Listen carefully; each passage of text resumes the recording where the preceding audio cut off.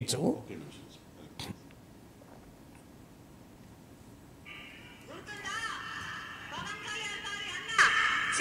గారు ప్రజారాజ్యం అనే ఒక పార్టీ పెట్టాడు.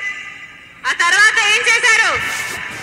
ఏ కాంగ్రెస్ పార్టీకైతే వ్యతిరేకంగా ప్రజారాజ్యం పార్టీ పెట్టాడో అదే కాంగ్రెస్ పార్టీకి హోల్సేల్ గా దాన్ని అమ్మేసుకున్నాడు.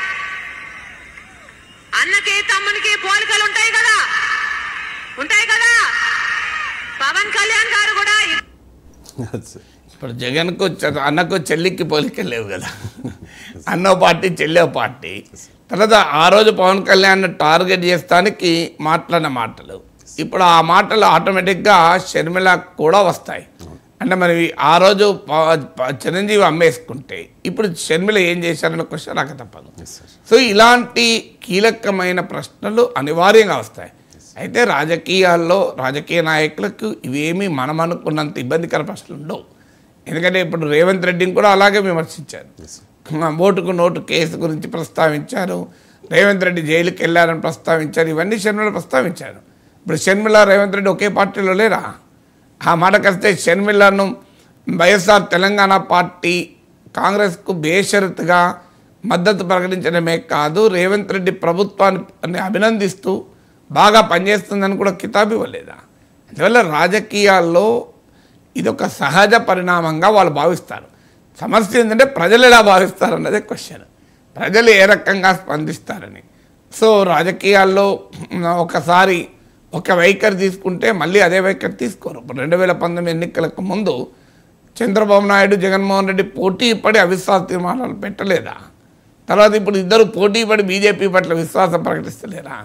అందువల్ల రాజకీయాల్లో ఇలా కంప్లీట్ యూటర్న్లు కూడా తీసుకుంటూ ఉంటారు.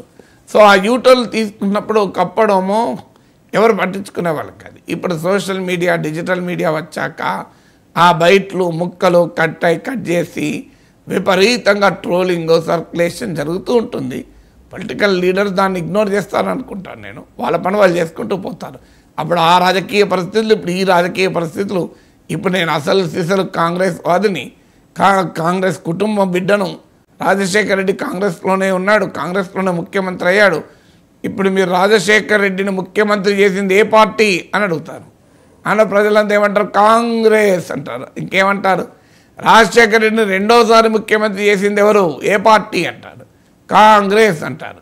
జగన్మోహన్ రెడ్డి మొదటిసారి పార్లమెంటుకు పంపించింది ఏ పార్టీ? కాంగ్రెస్ అంటారు. రాజశేఖర రెడ్డి మొదటిసారి ఎమ్మెల్యే చేసింది ఏ పార్టీ అంటే కాంగ్రెస్ అంటారు.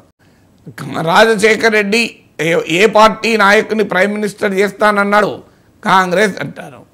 సో రాజశేఖర రెడ్డి జీవితకాలం ఏ పార్టీకి సేవలు అందించాడు అంటే కాంగ్రెస్ అంటారు. అందుకే నేను కాంగ్రెస్లో చేరానని చెప్తారు. ఏముంది? Right sir.